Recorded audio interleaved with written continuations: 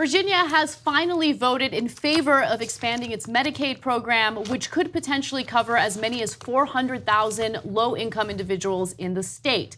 Now, Virginia was one of the states that refused to expand its Medicaid expansion under the Affordable Care Act. And just to give you a tidbit that blows my mind, expanding Medicaid under the Affordable Care Act would primarily be funded by the federal government. So it is money and resources that the federal government was ready and willing to give these states to expand their Medicaid programs and offer health insurance to their low-income residents. But states like Virginia refused until recently. So a close to 6-year debate over whether Virginia should accept funding from the Affordable Care Act to expand Medicaid. Governor Ralph Northam, who campaigned in favor of this expansion last year, will sign the legislation. So what happened? What's different? Elections happen. Elections matter. And so previously, you had way more Republicans in the House of Delegates in Virginia. But now in the House, you have one more Republican compared to Democrats. And so that one vote isn't going to make much of a difference when it comes to a debate like this. And luckily, they had enough votes to finally pass this and expand the program. Now, again, the federal government provides at least 90% of the funding for the expansion. Yeah. Like, just let that sink in for a second. For all the people living in states who have refused to expand this Medicaid program, your lawmakers are so embroiled in ridiculous politics and hatred for the other side that they are willing to risk your life and deny you health coverage just to make a point. And it's not taxpayer money from that state, it's federal money, resources that they're offering your state to cover people who can't afford health insurance. And these lawmakers denied it because they're so bitter and they hate the other side that much.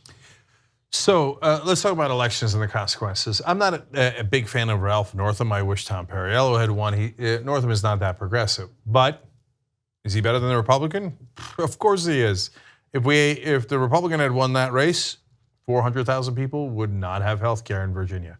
So does it matter? Yes. So fight for progressives in primaries. They will actually get you better rights, better wages, et cetera, and they'll fight for you more. But between a corporate Democrat and a Republican, as much as I can't stand the corporate Democrats, they're better than the corporate Republicans because the Republican would have killed us. Now, more important than that is what Anna was talking about in the legislature in Virginia. So right now, the Republicans still hold a one-person majority, not just in the House of Delegates, but also in the Senate in Virginia. Now, they actually could use legislative maneuvers to block any bills. So they could say, well, I'm not proposing it, or I'm not letting you propose it. I control the legislature, right? But they just got their asses handed to them. A Democratic socialist beat one of the top Republicans in Virginia. A trans woman who's progressive just beat a Republican in Virginia. And they had huge losses. So all of a sudden the Republicans are like, did we say we oppose Medicaid expansion? Why don't you go ahead and propose that? That's okay. No, it's okay, go ahead, propose it. And a bunch of them flipped over and they were previously opposing it. Now all of a sudden they're not opposing it. Mm-hmm. What do politicians care about the most? Their own ass.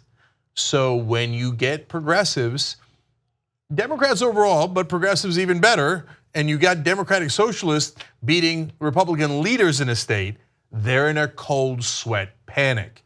And so what do? They finally eased up a little bit and let you have something, the average person in Virginia. Normally it's all the donors, corporations. I had to give them big tax cuts. What could I do? There was nothing I could do, right? Oh, I gave you nothing. There was nothing I could do. All of a sudden they're worried about their own ass. I meant, sure, fine, Medicaid expansion. You know who it goes to? People who are making just a little bit above minimum poverty level, federal poverty level, 133% above it, right?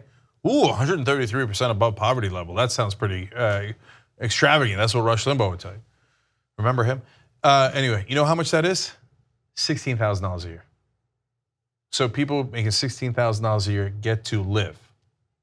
Thank you. Wow. Are you not generous? Okay, and merciful. So, all right, but we want it. We want it. Why? Because they're worried about their seats. So Get out there and vote, Yes. vote, vote. Get out there and vote, and keep in mind there are still 17 states in the US, red states, that have refused to take that federal help to expand their Medicaid program. 17 states, and it's all political. It's because they hate Obamacare, they hate the Affordable Care Act, and they're trying to make a statement. Again, they are willing to risk their own citizens' lives, okay, their own constituents' lives to make a political point. And it is disgusting. By the way, one other thing I wanted to quickly mention, the Affordable Care Act is still in a lot of trouble. Remember, the Trump administration has decided to do away with the mandate, which goes into effect next year.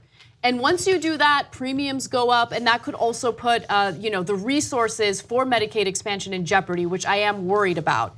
But there is now a wave of red states who are thinking about expanding their programs, so I do want to give them some credit as well. Activists in Idaho and Utah gathered enough signatures from residents to place a question on the ballot for voters to decide this November, and a campaign to do the same in Nebraska is underway. One final point for me, look, remember, during the debates over the Affordable Care Act, a primary argument that we heard from Republicans was that Democrats want to get in between you and your doctor. But in reality, Republican lawmakers want to get in between you and your doctor. They want to get in between you and the possibility of getting health coverage because you're poor and can't afford private insurance. That's what's really going on. And Anna's right to give credit to the voters of those red states who are saying, can we please get health care? But not to the politicians. The politicians in those states say, no, I want to block even your ability to vote on whether you can have health care. What happened? I thought you believed in democracy. And if you guys are so right that you're representing the people, I'm sure the people will rise up in those deeply red states like Idaho and will say, no, I don't want health care. So you shouldn't fear that ballot referendum at all, right? Oops, you do, because they're gonna want health care. Why? Because they want to live. It's not that complicated.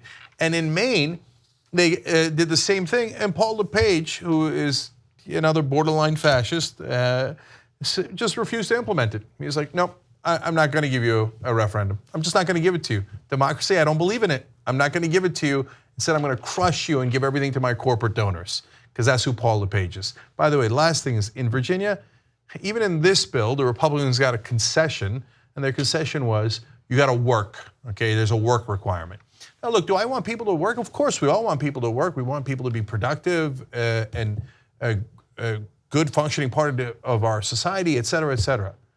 But what if somebody's kid is sick and they couldn't find a job? What are we gonna do? No, I don't care. To hell with your kid. You couldn't find a job, so your kid's gonna have to die.